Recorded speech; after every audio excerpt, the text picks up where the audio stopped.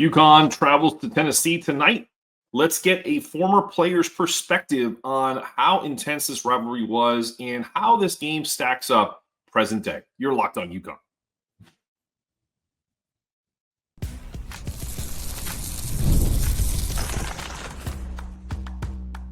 You are Locked On UConn, your daily podcast on the UConn Huskies, part of the Locked On Podcast Network, your team every day.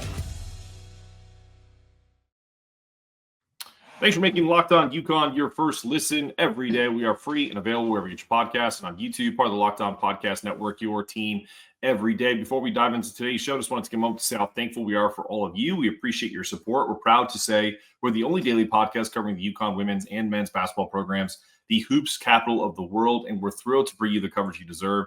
And to show our gratitude, we're giving back. We're donating 10% of our revenue to Husky Ticket Project, helping send kids to UConn games. Today's episode is brought to you by Gametime.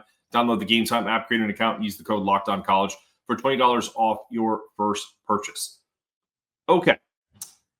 Maria Conlon is a former UConn Huskies guard who played for UConn from 2000 to 2004, contributing to one of the most dominant eras in women's college basketball history. And as a starting point guard for the Huskies, Maria helped lead UConn to 3 consecutive national titles, playing alongside legends like Diana Taurasi and Swin Cash. Known for her basketball IQ, clutch shooting, and leadership on the court, Maria was instrumental in UConn's rivalry with Tennessee. In experiencing the intensity of those matchups firsthand, we want to bring her in today and get what was going on in her mindset during these crazy games against Tennessee and really get a really good, deep preview, Tennessee versus UConn, how they match up, maybe some predictions from her. Without further ado, let's bring her on the program. Maria. All right, here she is, Maria Conlon. Appreciate you joining the show. First question for you. It's right in the red. What's this game like?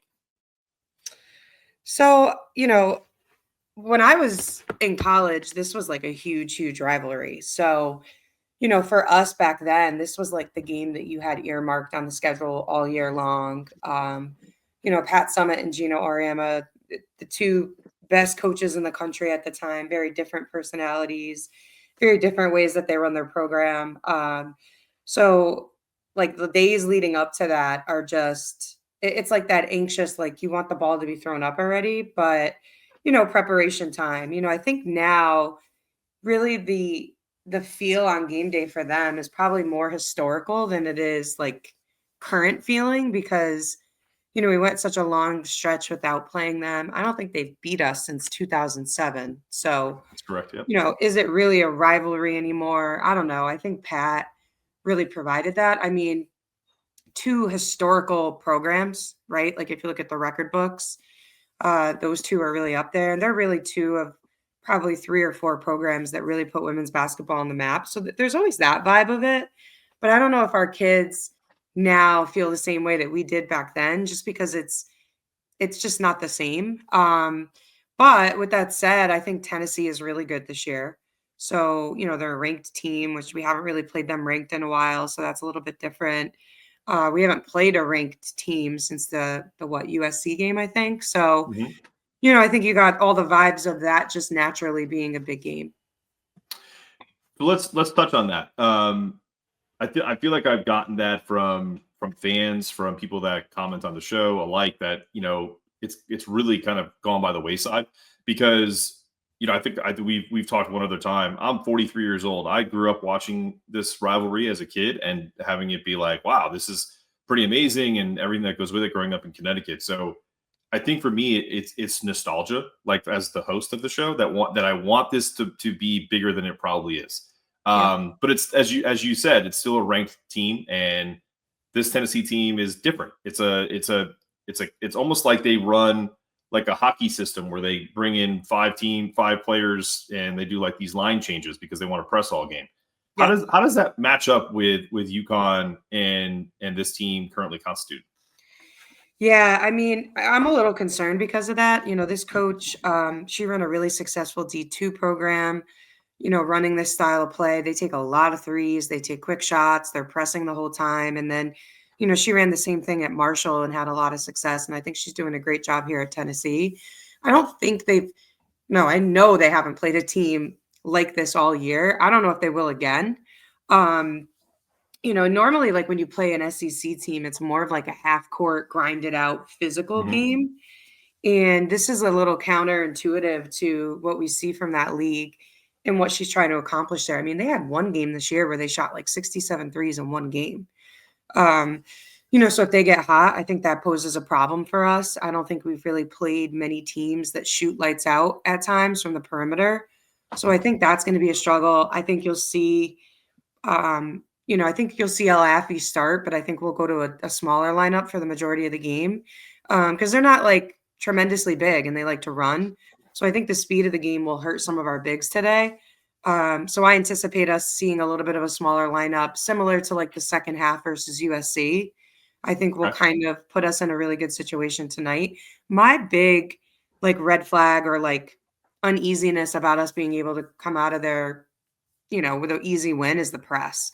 We Yeah. haven't really seen that, and we've struggled with that in the past. We saw that against Ohio State 2 years ago in the Elite Eight, and we really, really struggled. I don't think these guards have seen this level of pressure, and this like Tennessee is super fast. Like they're all really athletic. They play really, really fast. So I think for us, I think the goal, will be to slow them down a little bit. I think if we get into a track meet with them, it's going to be a little bit of a danger zone. So, that's kind of what I see matchup wise. On the flip side of it, if we can get them to slow down, I think we pose a lot of mismatches for them defensively in the half court, which I think they know. So I think they will try to speed us up a ton.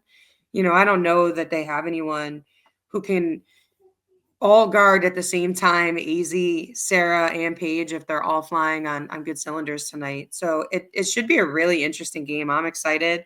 Part of me is happy we have a snow day today, or else I would have had practice during the game tonight. So I'll get my popcorn and a Blue Moon or two, and I'll sit back and watch some of that tonight. But I think it's going to be a really interesting game. I think for women's basketball, it's going to be cool for them to play again, both while teams are kind of playing really, really well. And on the, Tennessee's more on the upswing than the down, like we've seen in other Sure. years. So I think it's gonna be really exciting. And prediction wise, like people have been asking me that all week. I really, really think it depends on Tennessee's ability to knock down threes. If they come out really hot tonight, I think it's going to be a struggle for us. I think it's going to be under 10 either way. I don't think Yeah. it's going to be a blowout again, unless they're ice cold and we break their press really well. But because we haven't seen that yet this year, it's kind of hard to gauge. Like, are we going to be able to respond that? Are we going to be able to handle the pressure? So it should be fun. Do you see them if they do handle the pressure well, reasonably well, where there's minimal turnovers and then we get into the half court? Earlier in the season against, they're not similar, but I would say the only team that I would consider this being similar to is the North Carolina game that we played, where we kind of got up to a 20-plus point lead, and then North Carolina kind of threw a couple of junk defenses at us, 3-2 zone, matchup zone. Is that something that you think Tennessee will implore? Like if they're not as successful on the press, will they? Because as you mentioned, matchup wise, they just don't match up really well defensively, man to man against AZ, Sarah, Paige. So you think they're going to throw some zone at us, and that could maybe kind of put a little wrench in the system? Yeah, we have a lot of shooters, so I think that's tough, right? Like, Paige can shoot the ball easy. Sarah can step out and shoot it. You got Ashlyn, Morgan Shelley off the bench who can both shoot it. So I think they're probably just going to live and die by the press and playing fast tonight. If I'm them, that's what I would do. I think that when you try to change and accommodate what's worked well to other teams is when you get into trouble. Because I think if they get down, they're going to have to press us more, right, to speed us up. Right. And I don't know that they're capable of slowing it down if they have a lead, which again, I think works to our benefit because you come down, it's like I always say with this we played a team at WestCon earlier in the season who plays this style of basketball. And if you're not used to playing against it, first of all, you're exhausted by the end of the game. And second of all, it's like, if you think about it in terms of football, right, for them, they're on defense way more during the game than they're on offense. So Sure. again, I think that once we break the press, making them play defense for 30 seconds before we get a great shot is going to be crucial. I think, again, if they speed us up to take quick shots, it plays into their hands. So I think breaking the press is one thing, but then I think once the press is broken, not falling into taking really quick shots will be helpful, because the longer you can get them to play on defense, the better. Yeah. This on because we cover both the men's and the women's. One of the on the men's side, one team that plays almost identical to them, and I don't know if there's any crossover with these two coaches, but Bucky McMillan out of Sanford has implored this in the SoCon, and he's won, I think 2 of the last 3 SoCon titles, and they almost beat Kansas in the first round of the NCAA tournament a couple years back. So it definitely is arresting if you haven't played it. So I agree with you. I think that is going to be. How do you prepare? You're a coach. You've been a player. Like, when you see something like this, like, how does Gino get this team ready for this kind of crazy, kind of almost like hurry up offense, if you're to bring up a football aspect into it as well? Yeah, I think that what they've probably been doing the last couple of days is working on a lot of press break stuff. Staying composed against the press is a big one. Because a press like this, you start to fling the ball all around and they kind of feed into that. So I think really just taking your time, making sure people are flashing hard through the passes on the ball, not dribbling and finding yourself in bad trap areas is going to be crucial. So my guess is that they've probably been doing a lot of that the last couple of days. And like, listen, they'll be ready. There's no easy way to prepare for a team like this, especially when you might see 1, maybe 2 per year. And, you brought up SoCon, like, the SoCon League, like, it works if you're shooting well. Right. Yeah, you're right. It doesn't work if you're not, right? So you got to have the players that can, like, listen, I would love to, like, have a team that can just come up and jack up 66 threes a game and maybe make 25, right? Because then you got at least 75 points. But you got to hope your shooters are on. So I think, again, it'll be our ability to close out hard on the shooters, maybe make them put it on the floor a little bit, slow them down offensively. So I'm sure we worked on a little bit of that as well. Like, I wouldn't press them at all. People are always like, oh, do you fight fire with fire? And I'm like, absolutely not. Like, you want them to take their time bringing the ball up the court and slow it down, make them run offense for long periods of time. Okay. Let's go back. Actually, you know what? I'm going to take one quick break, and then when we come back, we're going to talk about. I want to get back into the nostalgia of it, because I want to kind of have this be 2 parts. Obviously your knowledge of what to expect is 100% what we want, because this game is in a few hours. But I also want to go back and talk about the days of this being the game that you circled on your calendar. Yep. We'll come back right after this. Looking for tickets to your next big event, whether it's a concert, a comedy show, or a sports event, finding the right ticket at the right price can be a headache. But with Gametime Picks, it's never been easier. Let me tell you how it works. Gametime Picks, you download the app, you download all the hard work for you, and it curates the best deals so you don't have to waste time searching through endless ticket listings. I've been using Gametime Picks for a while now, and here's why I love it. The curated deals make it super simple to find great tickets at a great price. No more sifting through thousands of options. I recently grabbed a super deal for a prime seat, and I couldn't believe the value. It was an absolute steal. The seat view feature is a game changer. Before I even hit buy, I can see exactly what my seat will look like in the venue, and it's so reassuring. So what's the best part? You're covered with Gametime's lowest price guaranteed, and if you find a better deal somewhere else, they'll refund you 110% of the difference. Plus, your tickets are guaranteed to be delivered on time. With easy cancellation options, if something comes up, no problem. Ready to make your next event even better? Download the Gametime app, create an account, and use the code LOCKEDONCollege for $20 off your first purchase. Terms apply. Again, that's LOCKEDONCollege for $20 off. Download Gametime today. Last minute tickets, lowest price guaranteed.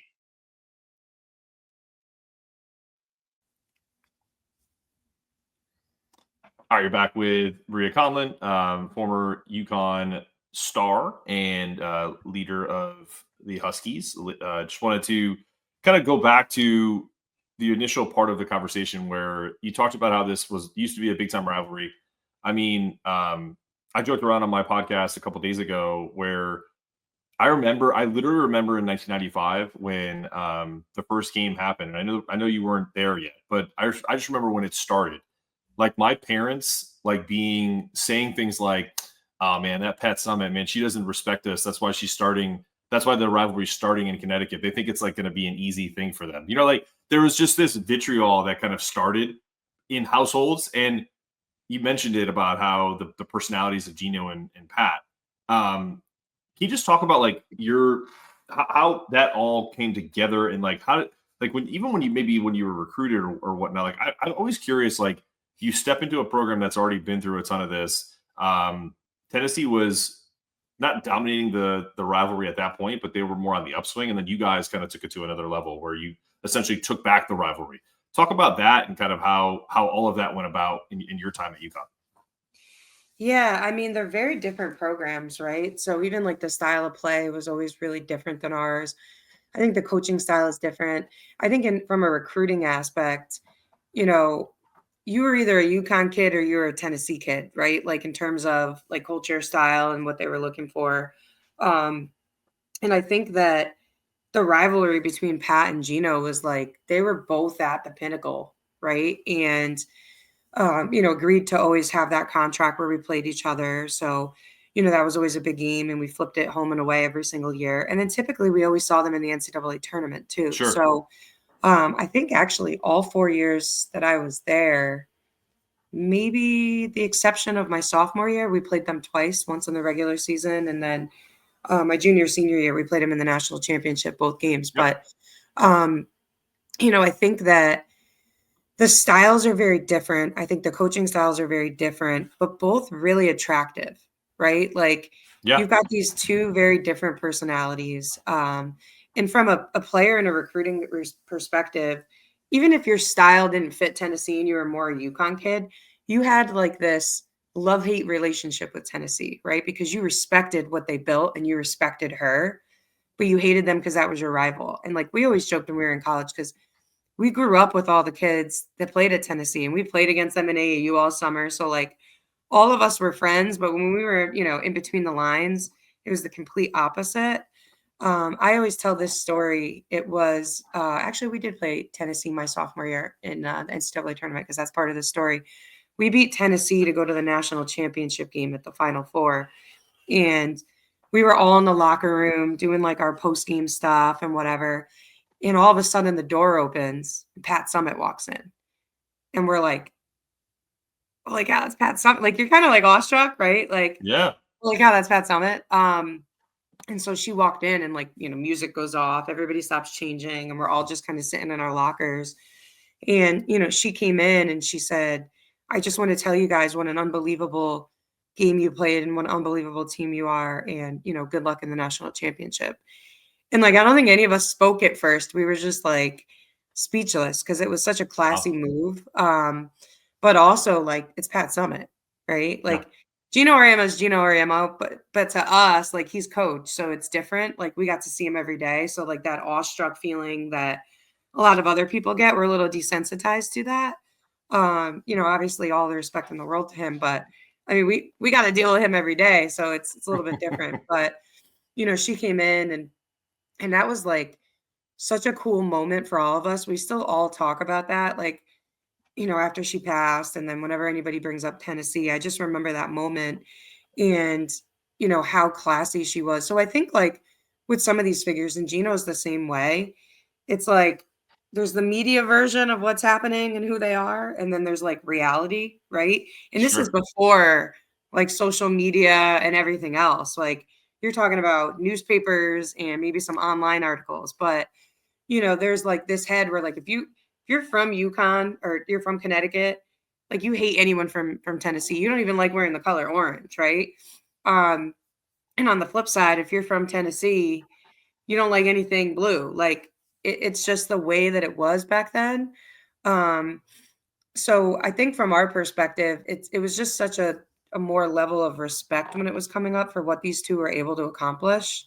To play in a time frame where two coaches were at the high of their game, running programs at it. Like if UConn wasn't playing Tennessee in the national championship game, it was kind of like, what are we doing?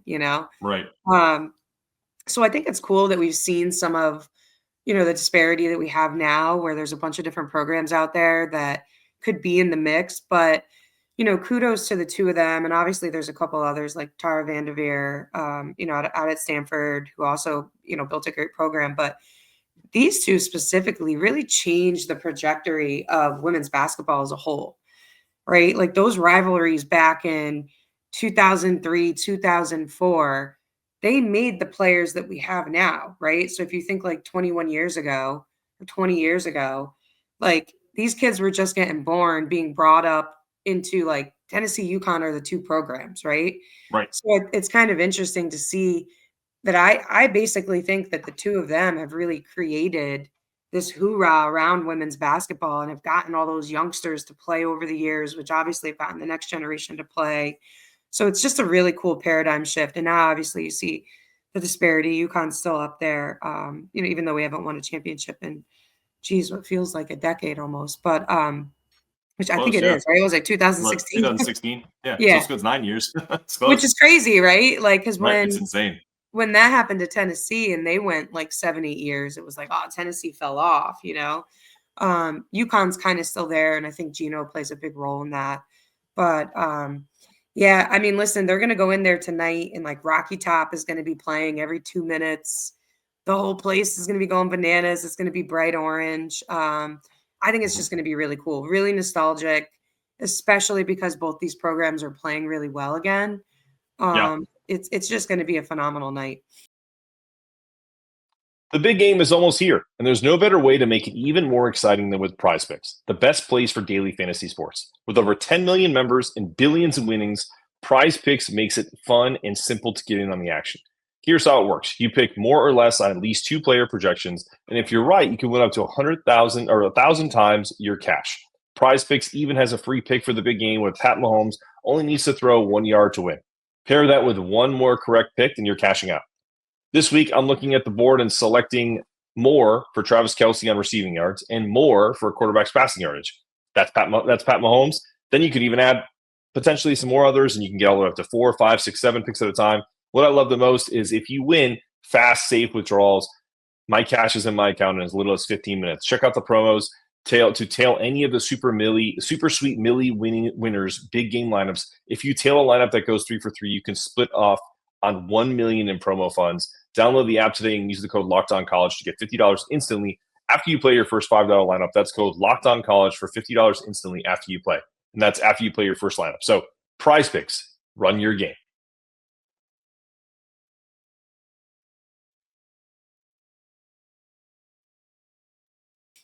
What a great story. I read about it, but to hear you talk about it is another thing. You can actually like feel that. Yeah, I mean, she really was one of a kind, just awful what happened to her. I have another cool story if you want to hear it. Please. So Pat Summitt came, I think I was 15, and she was the guest speaker at the National AAU tournament that year. And I remember sitting there and listening to her you could just tell in the way she talks how passionate she is about the sport and about coaching and whatever. She was telling this story about her son, Tyler, who played soccer. And, she didn't get to go to a lot of his games, but she showed up to this one game. In the whole like first period, she's like flipping out, like so mad at him, like pulls him over at the end of the first period. And she's like, Tyler, like, what do you got to be running up and down the field. You got to be chasing the ball down. You got to show more heart. Like you're just standing around. What are you doing? So he lets her go on and on and on as she's telling the story. And then finally he says to her, Mom, I'm the goalie.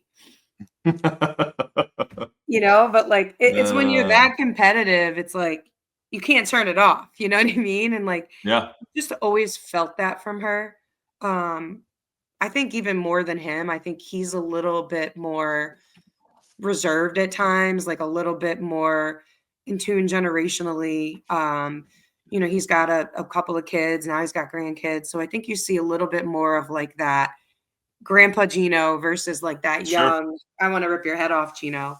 And I love both versions. I think both versions are awesome. But there's just so many dynamics that she set. And, obviously the two coaches that took over after her, they're hard shoes to fill. Like I don't, I always say it's like whoever steps in Gino's shoes, you don't want to be the next coach. You want to be the coach after the next coach, right? Like they're just such huge shoes to fill. And it's taken them a really long time, I think, to find the right person that can kind of inject that back into the culture.